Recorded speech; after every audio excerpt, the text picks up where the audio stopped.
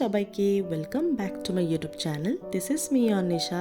আর আজকে তোমাদের সাথে সরস্বতী পুজোর জন্য আরেকটা মেকআপ লুক শেয়ার করছি, তাই প্রথম থেকে শেষ অবধি কিন্তু দেখতে থাকো। আশা করি তোমাদের ভালো লাগবে। আর যারা এখনও আমার আগের ভিডিওটা দেখোনি, পারলে ডেসক্রিপশনে লিঙ্ক দিয়ে দেবো, তোমরা পারলে চেক করে নিও। আজকে মোটামুটি সব সেম প্রোডাক্টই ইউজ করেছি। লাস্ট ভিডিওতে যেই প্রোডাক্টগুলো আমি ইউজ করেছিলাম, তো কিছু নতুন প্রোডাক্ট হয়তো আমি ইউজ করেছি এখানে, সেগুলো তোমাদের সাথে তো শেয়ার করবোই। প্লাস আমি সব প্রোডাক্টের লিঙ্ক ডিসক্রিপশনে দিয়ে দেবো, তোমরা পারলে চেক করে নিও। তো প্রথমেই ময়শ্চারাইজারের জন্য তো আমি নিভিয়া সফট লাইট যে ময়শ্চারাইজার সেটা ইউজ করেছি। তারপর সেটা অ্যাপ্লাই করার পর মার্সের যে গ্রিপিং প্রাইমারটা আছে ওটা ব্যবহার করেছি। আর এখানে আমি এটাই বলছিলাম যে প্যাকেজিং ইজ সো গুড, সত্যি তাই। মানে মার্সের প্রোডাক্ট ডে বাই ডে এত ভালো হয়ে যাচ্ছে, মানে বলার বাইরে। যাই হোক, ফাউন্ডেশনের জন্য তো আমি এখানে সেম মার্সের প্রোডাক্টই ব্যবহার করছি, যেটা ভীষণ ভালো হাই কভারেজ দেয়। আমি আগের দিনও বলেছি, তোমরা নির্দ্বিধায় নিতে পারো চোখ বন্ধ করে, বেশ ভালো ফিনিশিং, ইভেন অনেকক্ষণ স্টেও করছে। যখনই ফাউন্ডেশন অ্যাপ্লাই করবে তখন ভালো মতন স্পঞ্জটাকে ভিজিয়ে চিপড়ে নেবে, মানে 80% পুরো। অনেকেই হয়তো জানবে না, ডিরেক্ট স্পঞ্জ এমনি ড্রাই থাকে, সেটা দিয়ে ব্লেন্ড করে নাও, সেটা কিন্তু একদমই করা উচিত না। তারপরে আসি কনসিলারে। আগের দিন তো কনসিলার ব্যবহার করিনি, কিন্তু আজকে আমি কনসিলার ব্যবহার করেছিলাম, সেটা হচ্ছে ফ্রম সুইস বিউটি। সেটাও আরেকটা অ্যাফোর্ডেবলের মধ্যে বেশ ভালো প্রোডাক্ট। আমি কিন্তু এখানে কোনো কালার কারেক্টার ব্যবহার করিনি, ইভেন আগের মেকআপেও দেখাইনি। তোমরা চাইলে সেটা করেই তোমাদের ফাউন্ডেশন হোক কনসিলার হোক অ্যাপ্লাই করতে পারো। তারপর কনসিলারটাও ভালো মতন ব্লেন্ড করে নিলাম। আজকে একটা নতুন প্রোডাক্ট শেয়ার করছি, মানে আমিও ইউজ করছি। এটা হচ্ছে সুইস বিউটির ক্রিম ব্লাশ। যেটা আগে আমি ইউজ করতাম সেটা মার্সের, ওটা অলমোস্ট শেষ। তো কিছু প্রোডাক্ট তো আমি নিয়েছি নিজের জন্য, সেগুলোও তোমাদের সাথে শেয়ার করব নিশ্চয়ই খুব শিগগিরই। সত্যি কথা বলতে আমার এই শেড নাম্বারটা হয়তো নেওয়া একটু ভুল হয়ে গেছে, আমি একটু অন্য শেড চেয়েছিলাম, বাট কোনো ব্যাপার না, আমি অন্য মেকআপে আমার কাজে তো লেগেই যাবে। আর এটা সবথেকে বেস্ট পার্ট হচ্ছে, এটা ভীষণই লাইট ওয়েট আর খুবই পিগমেন্টেড। তোমরা তো প্রথমে অ্যাপ্লাই করার সময় দেখতেই পেলে, বেশ ভালো লাগছিলো। আজকে আর কোনো লুজ পাউডার ব্যবহার করিনি, আমি ওই সেম ফরএভার 52 যে কম্প্যাক্টটা আছে ওটা দিয়েই ভালো মতন আমি পুরো ফেস আর আমার নেকে অ্যাপ্লাই করে নিয়েছি।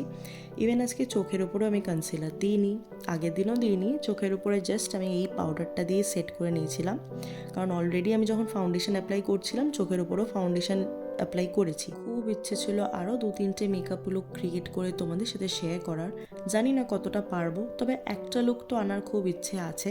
তোমরা পারলে আমাকে কালার সাজেশন দিও, মানে কোন কালারের শাড়ি পরে বা কোন কীরকম মেকআপ করলে ভালো লাগবে বা তোমরা দেখতে চাইছো, তাহলে আমারও একটু হেল্প হবে। সামনেই না আবার বিয়ের বাড়ি, মানে আগের বিয়ের বাড়ির ভিডিও, মেকআপ ভিডিও, আরও কত ভিডিও জমে আছে, তোমাদের সাথে শেয়ার করা হচ্ছে না।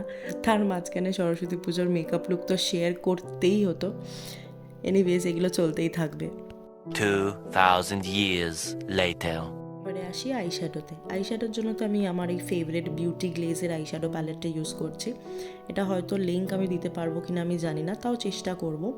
তো প্রথমেই একটা নিউড কালারের যে পিঙ্ক কালারের শেড ছিল সেটা নিয়েই আমি প্রথমে ভালো মতন ব্লেন্ড করে নিয়েছি। আমি তোমাদের সাথে এর আগেও অনেক ধরনের আই মেকআপ লুক শেয়ার করেছি, বাট এবার একটু ভেবেছিলাম যে আমার আই মেকআপ স্পেশালি আইশ্যাডোটা ভীষণ লাইট থাকবে, কিন্তু আমার লাইনারটা যাতে একটু বোল্ড হয়, মানে একটু দেখতে এনহ্যান্স লাগে। তো সেই রকমভাবেই আমি একটা লুক আজকে করেছি। তারপর আমি আইশ্যাডোটা ভালো মতন ব্লেন্ড করে আমার যে ইনার কর্নার আছে সেখানে একটা একদম হালকা হোয়াইটিশ একটা টোন নিয়ে আমার লিডটাতে অ্যাপ্লাই করে নিয়েছি। আর একটা নিউট্রাল শেড নিয়েছিলাম আমার আন্ডার আই কভার করার জন্য, বেশি কিছু করিনি। আর জাস্ট ওপরের কালারগুলো জাস্ট স্মাচ করে দিয়েছি যাতে কোনো রকমভাবে বেশি ভাইব্রেন্ট না লাগে। আচ্ছা, আমার আই মেকআপ তো অলমোস্ট ডান। এবারে আসি কাজলে। কাজল তো আমি ওই সেম ল্যাকমির কাজলই আজকে ব্যবহার করেছি।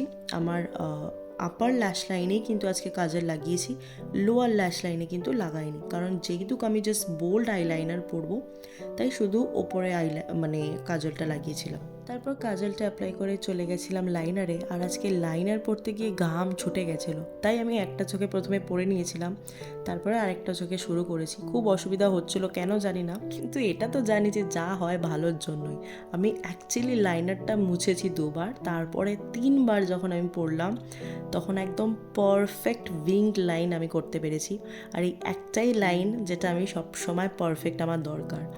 তো আমার আই মেকআপটা তো ভীষণ ভালো লেগেছিল, আমি জানি না তোমাদের কেমন লাগছে। আর লাইনার যদি দুটো চোখে সমান না হয়, এর থেকে কষ্টের বিষয় মেয়েরা ছাড়া আর কেউ বুঝবে না, বাট সেটা তো সবসময় পারফেক্টই হয়। যাই হোক, আমি আউটার কর্নারে একটুখানি জাস্ট কাজল অ্যাপ্লাই করেছি, মাঝখানে কিন্তু কোনো কাজল দিইনি। তারপর আমি আমার আইব্রোসটা ভালো মতন সেট করে নিলাম। আজকে খুব একটা ডার্ক করিনি বিকজ আমার চোখটা অলরেডি বোল্ড দেখাচ্ছে। তারপরে আমি অ্যাপ্লাই করে দিলাম ওই মার্সের মাস্কারা। আমার মেকআপ অলমোস্ট ডান, কিন্তু আমার ভয়েস ওভার যে এখনও কেন শেষ হচ্ছে না আমি বুঝতে পারছি না। যাই হোক, এবার আসি হাইলাইটারের জন্য সেম মার্সের প্রোডাক্টই ব্যবহার করছি। তোমরা এইরকম একটা ব্রাশ কিনে নাও প্লিজ, ফ্যান ব্রাশ মতন যেগুলো পাওয়া যায় সেগুলো নিও না, একদম বেকার। না, এটা ফ্যান ব্রাশ নয়, এটা একটু মোটা, আর এটা এক্স্যাক্টলি যেটা হাইলাইটার ব্রাশ হয় সেটাই, যেটা অ্যাপ্লাই করতে ভীষণ ভালো মানে হেল্প করে।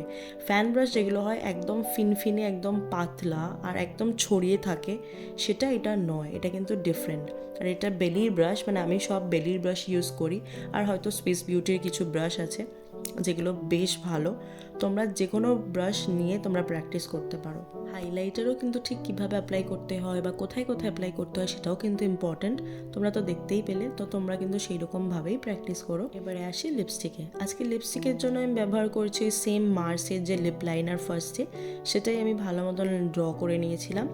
আর লিপস্টিকের জন্য আমি ব্যবহার করেছি রিকোডের লিকুইড লিপস্টিক। যেহেতু আমার আই মেকআপটা একটু বোল্ড, তাই লিপসটাকে আমি নিউড রাখারই চেষ্টা করেছি। কিন্তু প্রথমে আমি একটা পিঙ্কিশ টোন বা পিঙ্ক কালারের একটা লিপস্টিক লাগিয়ে দিয়েছিলাম, বাট সেটাও তো খারাপ লাগছিল না। তার মাঝখানে আমি একটা নিউড পিঙ্ক কালার দিয়েছিলাম, যেটার কালারটা অসাধারণ লাগছিল, মানে অসাধারণ। নিজেই করি আর নিজেই অবসেসড হয়ে যাই। এরপর মেকআপটা রিমুভ করতে ভীষণ কষ্ট হচ্ছিল।